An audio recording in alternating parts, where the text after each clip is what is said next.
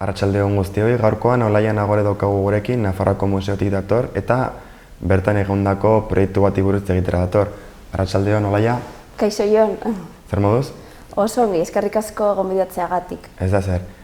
Nafarroako Museotik zatozela esan dut, bai? Bai. Baina hala ere, Nafarroako Museoa ezagutzen ez duen norbaiterentzat, nola salduko zenuke Nafarroako Museoa, zer motatako obrak aurkitu daitezke bertan? Bueno, instituzio publiko honetan bilduma zabala dugu. Hasten gara historia aurretik eta bukatzen dugu 21. mendean. Orduan, eskaintza paregabea da gure ondare kultural guztia edo pieza nabarmenenak ikusteko.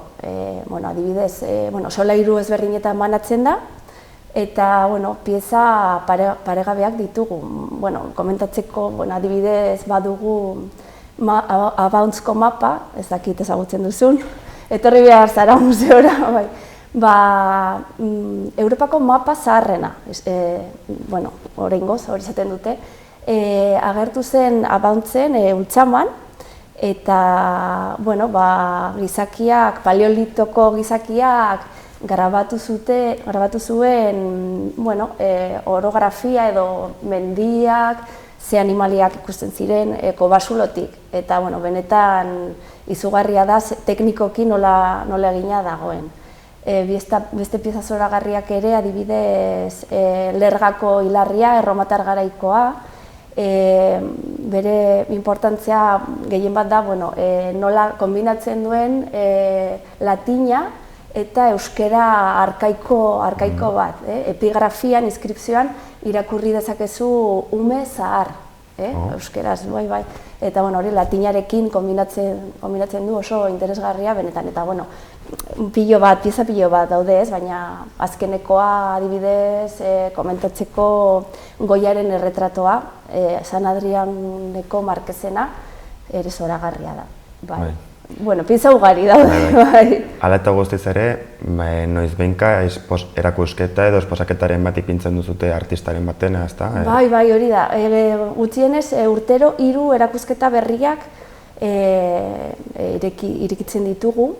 Orain udazkenean, datorren astean Tiziano bat etortzen da, museora, Venus recreándose en el amor y la música, Prado museoaren 200 urte urrena dela eta, kuadros berdinak bideiatuko dira estatuan zehar, eta Tizianoren kuadroa museora etorriko da, bakarrik hilabete bat egonen da, baina honen harira familiendako tailerrak, hitzaldiak, kontzertuak, gauza pilo bat egongo dira museoan, eta irailaren 27an, beste erakusketa bat oso ikusgarria,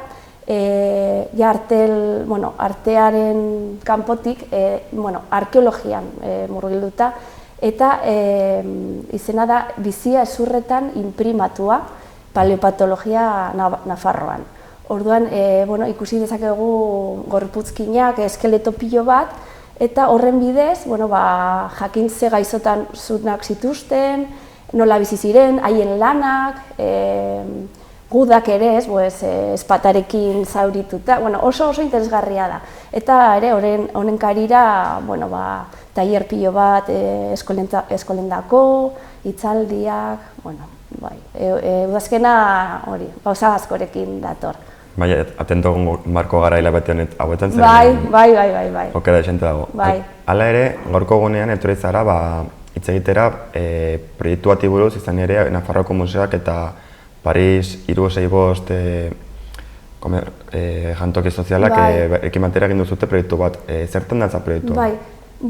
Proiektua sartzen da beste ekintza orokor batean, hasi ginen duela gutxi gora bera 2 urte, auzokoak gara ekimenarekin, museoa nahi zuen harremanetan jarri bere auzokideekin, ez? Batzutan hor gaude denok ondoan, baina azkenean bakoitza bere bizitza egiten, eta esan genuen momentu aproposa zela hau egiteko. Baita ere museoa, ez dizut komentatu, baina urtarrilatik aurrera izugarrizko berrikuntza egon da museoan. Arte garaikidea orain protagonista da, 3. eta 4. solairua erabat berritu dira, eta orain emakumea ere bere boterea hartu du museoan, lehen emakume artistak ez genuen obra bat ere, orain obra pilo bat ditugu, eta berritu dugu gure gidoia, azaltzeko gidoia, orain kronologiak ere pixka bat alde batera uzten dira, eta ikusten dugu gai ezberdinak, garai desberdinako obrak elkarrizketan jartzen ditugu, benetan interesgarria. Orduan, honen harira, hasi ginen proiektua ekimen hau auzokoak gara, eta honen barruan, garabatoekin, Garabato, Paris 665 ludoteka edo haurtzaro, hasi ginen, hasiera batean, gonbidapena izan zen museoa ikustea pixka bat, eta hortik aurrera, Eba Arradarekin, eta Eba Arrada da koordinatzailea, eta Loredana Agosta, Garabatotik, hasi ginen kuadroi bizia ematen.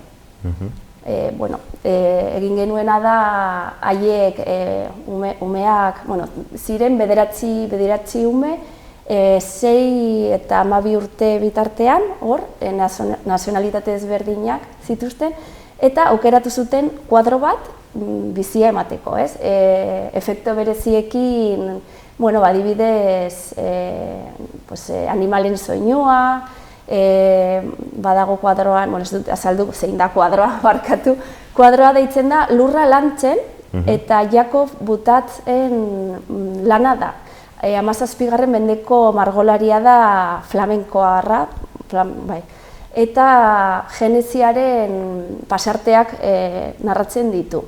Orduan, agertzen da Adan eta Eba, Adan lurra lantzen, Eba familiarekin, Kain eta Abelekin, eta bigarren, hori lehenengo, ez dakit nola esan. Partean? Bai, lehenengo partean, eta bigarren partean, en el fondo, kuadraren fondoan, paradisua agertzen da. Eta ikusten dugu nola kanporatuak izan dira Adan eta Ebak. Orduan, animali fantastikoak agertzen dira, adibidez adar bakarra, lehoiak ere, eta bar. Orduan, haiek oso arraroa egin zitzaigun, baina kuadro hau hautatu zuten. Claro, haientzat, haiek ez dute ezagutzen Bibliaren pasartea, baina atentzioa eman ziren, eta igual animali arraroak agertzen ziren, gero familia bat txikiekin agertzen zenez, hartu zuten historia hau.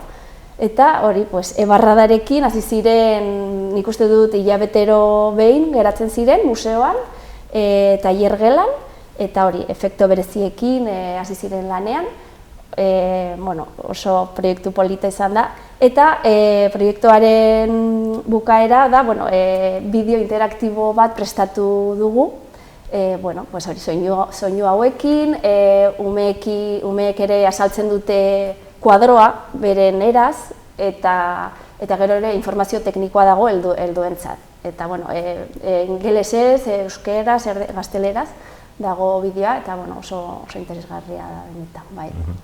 Proiektu honekin aurrak artera gerturatzea nahi izan duzute edo beste intentzioa daukazute? Bai, lehenengo intentzioa beti da museoarekin elkarlana, batzutan, auzokoak gara ekimen honen bidez nahi dugu museoa auzora irekitzea, eta umeek ere etorri behar dira museora. Orduan, nik uste dut ume hauek da lehen aldia museora etortzen direla, eta nahi duguna da, lehenengo kontaktu hori haientzat pozgarria izatea edo ongi pasatzea, eta hemendik aurrera, haiek urtero edo zakit, edo behin edo hilabetero etortzea. Gainera, Garabatoekin badugu ere beste ekimen bat, eta hasi ginen pasa den udan, eta uda honetan ere egiten dugu lantegiak, bueno, aurten adibidez historia aurreari buruzkoak izan dira, eta bueno, armak, paleolitoan eta erabiltzen ziren armak baditugu erreprodukzioak, orduan bueno, ikusi dute arma hauek, ere egin dugu eiza arkoekin, bueno, primeran pasatu dute. Orduan, lehenengo esperientzia hori oso ona izan behar da jentzat, haiek pizkanaka, pues, museoara bueltatzeko, hori da gure nahia. Eta pentsatu duzute proiektu hau zabaltzea edo aliketa gehien edatzea, ez dakite, bai museoan, auzoan edo eta sare sozialetan? Bai, pentsatu dugu, baina justu momentu honetan, bueno, estan bai egoeran dago, orain udazkena, bueno, gauz ez beteta dagoelako, baina nik uste dut, urtarrian edo otsailean berreskuratuko dugu. Baita, bueno, beste elkarteekin ere, auzokoekin ere ekimenak egiten ditugu. Adibidez, Lamajarirekin, urtero egiten dugu flamenko kontzertu bat, Kaperan, museoko Kaperan, eta gure nahia da beste elkarteekin ere ekimen gehiago egitea. Adibidez, Alde Zaharreko 8 elkarteekin ja egin dugu la obra elegida ditzen dena, eta hautatzen dute obra bat, museoko obra bat, eta jartzen diote ahotsa. Kontatzen digute beraientzat ze esan nahia du obra hori, eta bideotxo txiki bat ere grabatzen dugu, eta gure web orrialdean igotzen ditugu, eta gauza asko egiten ari gara, baina hori, justo ja berreskuratuko dugu dena ja otsailean, urtarrian edo otsailean. Eta hor bertan ja hasiko zate beste ekintza edo ekitaldirekin, ezta? Bai, hori da, bai. Ikusiko dugu. Hala ere, hurrengo hilabeteetan, nahiz eta proiektuarekin ez jarraitu, segurazki egongo zarete bat artean beste hainbat erakusketa edo iniziatibekin, ezta? Bai, oraintxe bertan hori Tiziano eta paleopatologiako erakusketak, baita ere berrikuntza honekin, museoan egin dugun berrikuntza honekin, beste formato batzuk sartu ditugu, adibidez argazkilaritza. Orduan badugu laugarren solairuan areto bat, gela bat, argazkilaritzarako, eta orain arte erakusketa Lidianozi buruz izan da, hemengo argazkilaria, 2017an ez da ezaguna, bere lana beti familiaren barruan zegoen, ez? Baina 2017an hil zen eta familia doaintza eman digu bere obra guztia, bere senarra ere argazkilaria zen, eta izan dugu erakusketa, bere lehenengo urteko erakusketa, 40 eta 50 hamarkadekoa, eta orain urrian jarriko dugu bere azkeneko lanak. Adibidez, hori ere beste nobedade bat da museoan. Eta ze gehiago, eta Kaperan badugu arte garaikideko erakusketa bat, Carlos Irijalbarena, martxoa arte, eta gero beste berri bat jarriko dugu. Beti egungo artisten obrak jartzen ditugu Kaperan, eta baldintza da obraren bat izan behar dutela gure funtsetan, gure fondoetan, museoren bilduman. Eta orain dagoena hori Carlos Irijalbarena oso interesgarria. Carlos Irijalba hemendik kanpo oso ezaguna da Europan eta ere Hego Amerikan, eta bere obra denboraren iragatearekin zerikusia du, ekintza ezberdinak egiten ditu obren, ez dakit nola saldu, bai. Azkenean, hainbat elkitalditan egongo zaretela segurazki lanean, orokorrean, ezta? Bai. Eta, Laia, ez dakit, igual elkarrizketaren amaierarako beste zer komentatu niko zenuk, igual ideiaren batean gailtu da? Ez dakit, animatzen zaituzte museora etortzea, baduzute webgunean informazio guztia, irubibikoitza museodenavarra.navarra.es, eta, ia astero ditugu gauzak, adibidez, oraintxe bertan ondare inmaterialaren jarduerak, atzo eta gaur, gero ere urtarrian kultura garaikideko jarduerak ere izango ditugu, eta gauza ugari, bai. Orduan, nahi baduzue museora etorri, bisita prestatu lehen web orrialdea ikusten. Oso egin, bai, saietuko gara bertaratzen, mila esker olaia. Bale, zuei, agur.